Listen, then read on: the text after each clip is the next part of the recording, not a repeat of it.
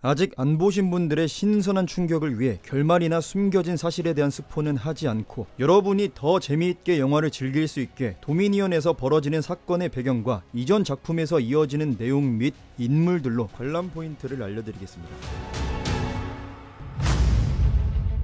먼저 루이스 도지슨. 그는 쥬라기 공원 1편에서 쥬라기 공원의 시스템 프로그래머로 나왔던 데니스 네드리를 산업 스파이로 고용했던 인물입니다. 루이스는 데니스에게 면도 크림통으로 위장시킨 수정란통을 건네줬고, 데니스는 쥬라기 공원에서 수정란을 빼돌려 담는 데까지는 성공하지만 공원 탈출 과정 중 딜로포사우루스와 마주쳐 죽어버렸고, 그 과정 중 굴러떨어진 수정란통은 진흙에 묻히게 되는데 도미니언에서 루이스가 이 수정란통을 회수한 것이 확인됩니다. 루이스 도지슨의 소속은 유전공학기술회사 바이오신 제네틱스. 쥬라기 시리즈의 인젠, 마세라니, 로그드 재단을 이어 주요 집단으로 나오는 바이오신은 쥬라기 시리즈의 주요 회사이자 존 해먼드가 설립했던 인젠사와 라이벌 구도입니다. 인젠이 공룡을 복제해냈다는 이야기를 듣고 그 기술을 빼돌리기 위해 움직였던 루이스가 도미니언에서는 바이오신을 대표하는 회장으로 등장합니다. 그런데 지금은 인젠, 마세라니, 로그드 재단이 차례대로 폭망하면서 바이오신이 공룡들의 생존 주도권을 가지게 된 겁니다. 작중에서 바이오신은 2018년 폴런 킹덤 사건 후 탈출한 공룡들을 잡아 보호시설에 들여놨습니다. 전부 잡아들이지는 못했지만 꽤나 많이 잡아들였죠. 인간과 공룡이 공존할 수 있는 방법을 찾겠다며 데려갔는데 이들이 공룡들을 정말 보호하고 있는지 아닌지는 직접 가서 보시고, 바이오신의 최종 목표는 전 세계 사람들이 바이오신에서 공급하는 식료품에만 의존하게 하는 것. 이를 위해 이용하는 존재가 바로 예고편에서 나왔던 이 메뚜기 떼입니다. 그리고 이 메뚜기 프로젝트에 투입된 사람은 헨리 우. 그는 쥬라기 공원의 설립자인 존 해먼드를 도와 공룡 복제에 힘을 쓴 1등 공신입니다. 쥬라기 시리즈의 공룡들이 전부 헨리 우를 거쳤다고 해도 과언이 아니죠. 도미니언 이전 작품에서의 행보를 봅시다. 그는 공룡들을 자신의 피조물로 여겼고, All of this exists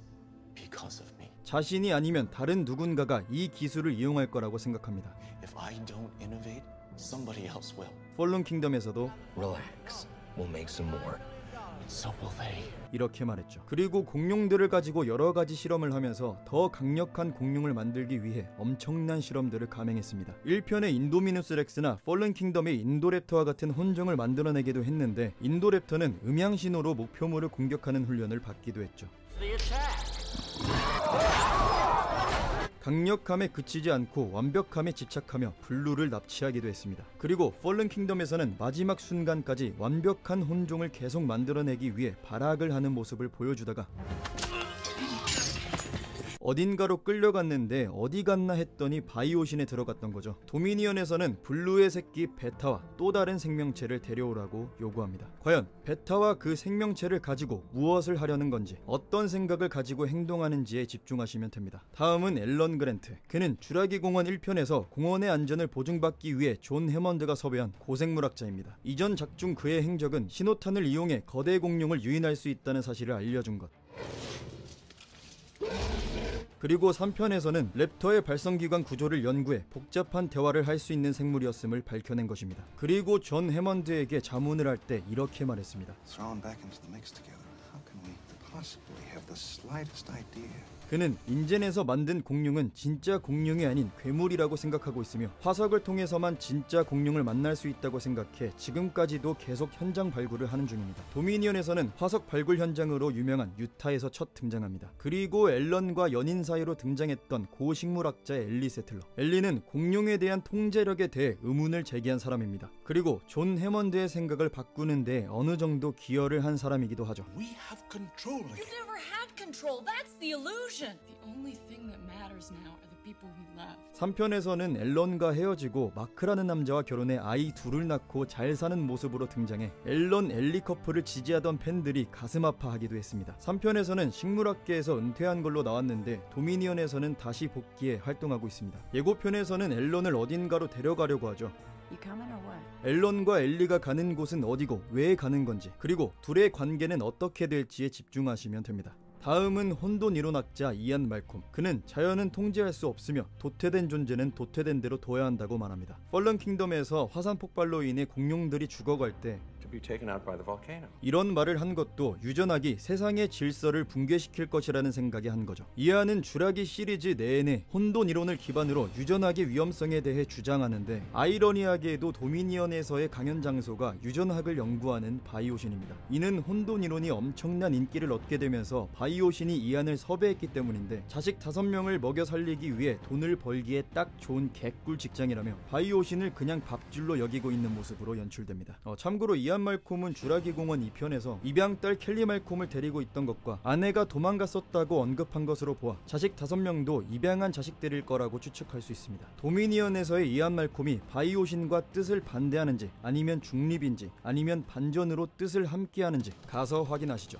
다음은 오웬 그레디. 오웬은 최초로 랩터를 훈련시키고 블루와의 교감에 성공한 인물입니다. 블루가 유일하게 유대감을 가지고 있는 인간이라는 거죠. 1편에서는 자신이 길들인 랩터들과 함께 바이크를 타고 달렸는데 도미니언 예고편에서는 쫓기고 있었죠. 이는 납치된 블루의 새끼를 구하러 가는 과정 중 나오는 장면인데 오웬을 쫓는 랍토르들은 유전자로 길들여진 것이 아닌 훈련으로 길들여졌다는 것만 알고 가시면 됩니다. 폴란 킹덤에서 헬리우가 말했던 블루의 유전자를 가지고 통제하려고 했던 가설을 부정하는 거죠. 어떻게 훈련된 건지는 가서 확인하시고 블루를 향한 오웬의 감정과 그로 인해 어떤 행동이 나오는지에 집중하시면 됩니다. 다음은 클레어 디어링. 클레어는 쥬라기 월드의 최고 경영자였습니다. 덕분에 웬만한 시설은 시스템이 어떻게 작동되는지 그리고 어떻게 구성되어 있는지 빠르게 파악할 수 있는 능력을 가지고 있습니다. 상황 판단 능력 십상타치라는 거죠. 펄런 킹덤에서는 공룡 보호단체를 운영했고 과거 자신이 공룡을 단순 짐승으로 봤던 것과 돈을 버는 제품으로만 봤던 것에 대한 죄책감을 가지고 있습니다. 도미니언에서도 그 모습을 보여주는데 엘리 세틀러는 이런 클레어에게 후회는 과거에 갇히게 할 뿐 지금 무엇을 하는지가 중요하다는 말을 해줍니다. 최고 경영자 짬바이브를 작중에서 어떻게 활용하는지 그리고 죄책감으로 인해 어떤 행동을 하는지에 집중하시면 됩니다. 다음은 복제인간 메이지 록우드. 존 해먼드의 동료였던 벤자민 록우드의 손녀 라고 알고 있었으나 폴른 킹덤에서 일라이에게 자신이 복제인간이었다는 사실을 듣게 됩니다. 복제된 모체는 벤자민의 딸 샬롯 록우드. 폴른 킹덤에서 샬롯은 사고로 인해 목숨을 잃었고 벤자민이 죽은 딸을 되돌리고 싶어 복제했다고만 했죠. 윤리적인 문제로 인해 존 해먼드와 벤자민 록우드는 멀어졌는데 알고 보니 메이지 록우드를 만든 것은 벤자민이 아니었습니다. 누구였을까요? 딱 여기까지만 알고 가시면 됩니다. 진짜 이거 듣고 개충격 먹었습니다. 어쨌든 메이지는 자신이 복제인간이라는 사실을 듣고 자신은 그저 복제품일 뿐 사람들과는 다른 존재라고 생각 중입니다. 그런 메이지를 오웬과 클레어가 부모 역할을 하며 돌봐주고 있는데 사람들이 복제인간 소식을 듣고 메이지를 찾고 있기에 숲속에 숨어 살고 있었고 오웬과 클레어는 메이지를 걱정해 사람이 많은 마을에 들어가지 못하게 합니다. 그런데 작중 메이지는 오웬에게 묻습니다. 왜 자신에게 자유를 주지 않는 거냐고. 그리고 클레어한테는 진짜 엄마도 아니잖아요 라고 말하며 가슴을 찢어 발겨버리기도 합니다. 메이지는 도미니언에서 자신을 만든 존재가 누구인지 알게 되는 순간